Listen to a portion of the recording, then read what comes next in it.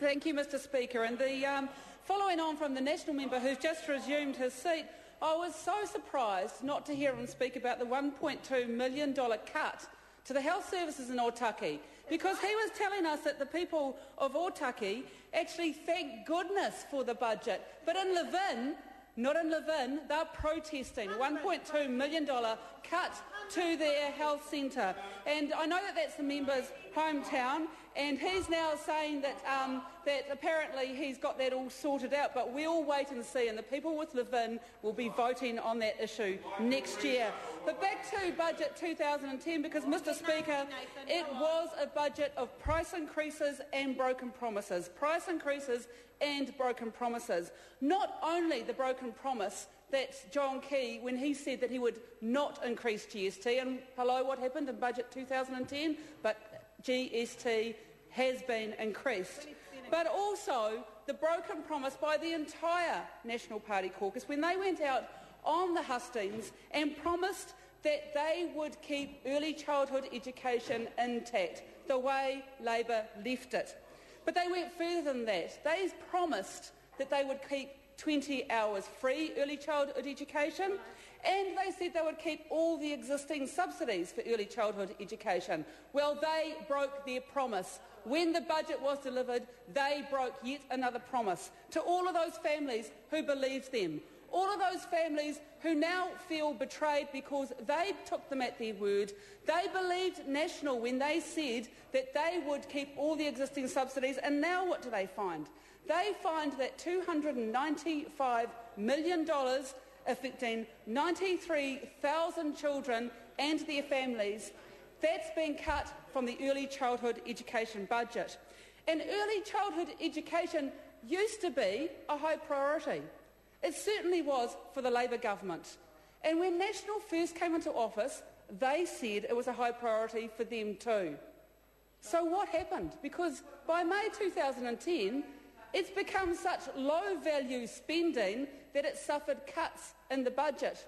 And the Finance Minister, Bill English, said that it was only low-value spending that was going to be cut in this budget, and that was early childhood education. So how did it slip from being an important investment under the Labor government to becoming a cost, and a cost that had to be cut under the National government? Because that is what has become of the education of our youngest children. The time at which we can make the best improvement to their lives, Labor used to see that, and still does, sees that as an investment, and one of the best investments that any government can make in early childhood education. This government can now only talk about it as being a cost, and a cost that must be cut.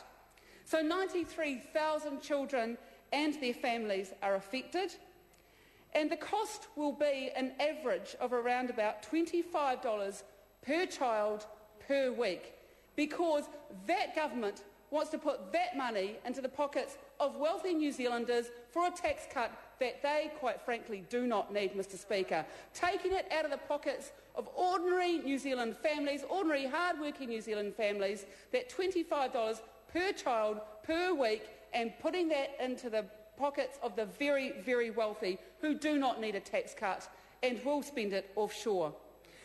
But 93,000 children, it's pretty hard to get your head around nationwide, so I just want to break it down. What does it mean in some of our provincial centres? Well, I look at my home city of Hamilton and know that 3,700 children and their families in Hamilton alone will be affected by this severe budget cut to early childhood education. Those 3,700 children attend 78 early childhood education services in my city that employ 80 to 100% qualified staff. And then there's more, because those who actually employ between 50 and 79% qualified staff are also going to be affected. They are also going to be affected. So it's even larger than the numbers that the Minister has admitted to, because many of those services have staff in training right now who are about to become qualified between now and February when these cuts come in. And why is that, you might ask, Mr Speaker? You may ask. The member's office look a bit confused about that. Many of those centres have those staff in training now because when Labor was in government, we set a target that 80% of staff in the early childhood education sector must be qualified by 2010. And so those centres have worked extremely hard. They've invested time and money and planning and effort into getting those people into training. Those individuals themselves have invested their hard work, their own time and money, and now they come to the year 2010, they are about to qualify, and that national government takes the rug from underneath them. It cuts the funding without any consultation with the sector, no warning to the sector at all, and suddenly, come budget day 2010, they find that they now do not have the funds to pay the wages of those qualified staff. And the government would have us believe that they're going to put that money into improving participation rates for Māori and Pasifika children.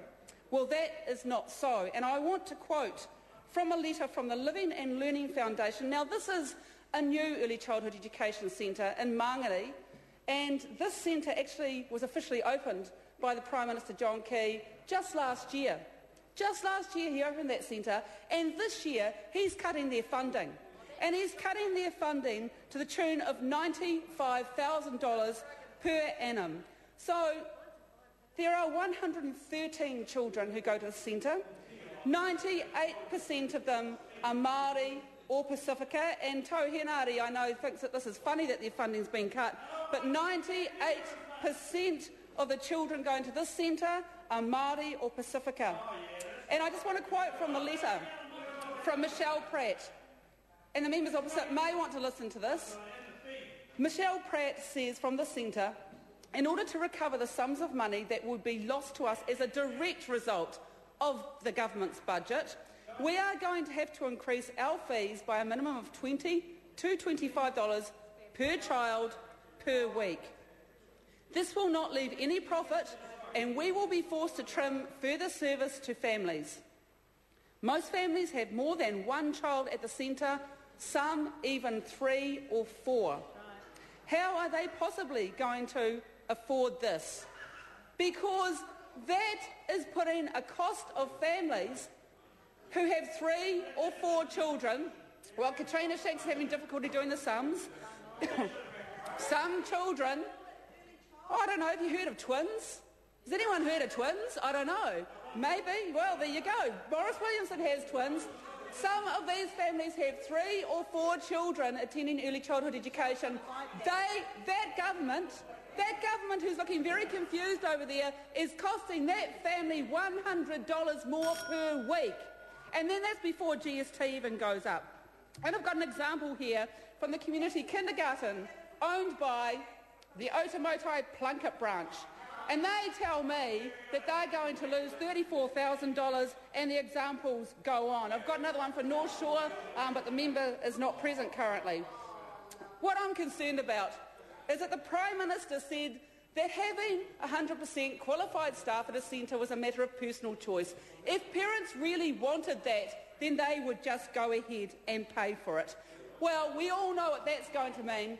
We're going to end up with 3 grades of early childhood education in this country. If you come from a wealthy neighbourhood, you'll be getting 100% qualified staff. If you come from a middle-income neighbourhood, you'll only be able to afford 80% qualified staff. And if you come from South Auckland, you'll be getting a playgroup. Because that's what the government's plan is. They'll be getting a playgroup. And the minister's already washed her hands of the responsibility. She says when the centres have to increase fees, it's not her responsibility, it's a business decision coming from her funding cut. But, Mr Speaker, in my remaining minute, I just want to also talk about the overall response to this budget, because I've received a letter which I think would resonate with most New Zealanders. And this comes from Wiremu Bayliss of Hamilton. And he says, prior to the recession, Sonny and I were on track to own our own home, a first time for us in nearly 5 years of marriage. At the time, we were both working full-time, earning good salaries. Considering our overall financial position, we were able to service the loan as well as other expenses, with enough for savings at the end. We now believe that failing a substantial lotto win, we will never own our own